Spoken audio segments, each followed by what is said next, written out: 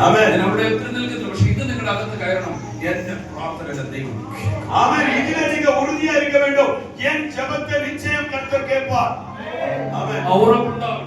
அந்த ദൃഢം ഉറുതിയായി ഉറപ്പിൽ നിന്ന് നീ രാജ്യങ്ങൾക്ക് വേണ്ടി പ്രാർത്ഥിക്കുക. ആ ഉറപ്പിൽ നിന്ന് നിന്റെ പ്രിയപ്പെട്ടവർക്ക് വേണ്ടി പ്രാർത്ഥിക്കുക. അവർ വിടുവിക്കപ്പെടുന്നതിന്റെ കാരണങ്ങൾ കാണും. நமக்காக யாருக்கெல்லாம் ஜெபம் பண்றீங்களோ அவங்க விடுவிக்கப்படுவாங்க. நம்முடைய பிரச்சனை விடுதலை கிடைக்கும். വിശ്വാസമില്ലാത്ത പ്രാർത്ഥനകൾ ആത്മമണ്ഡലത്തിൽ ഒന്നും ചെയ്യത്തില്ല. വിശ്വാസം ഇല്ലാതെ ജപം பண்ணினா ആവിക്കുரிய മണ്ഡലത്തിൽ എതുവേ നടക്കാതെ. എന്നാൽ നിന്റെ വിശ്വാസത്തിന്റെ പ്രാർത്ഥന അത്ഭുതങ്ങളെ സൃഷ്ടിക്കും. നിങ്ങളുടെ വിശ്വാസമുള്ള ജപം അത്ഭുതങ്ങളെ ഉണ്ടാക്കും. ആമേൻ.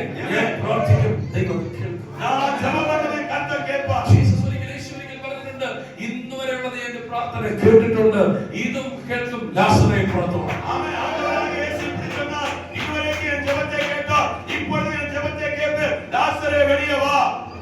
ആമേൻ. കോൺഫിഡൻസ്, அந்த ஒரு உறுதியான விசுவாசம் നിനക്കകത്തുണ്ടായിരിക്കണം.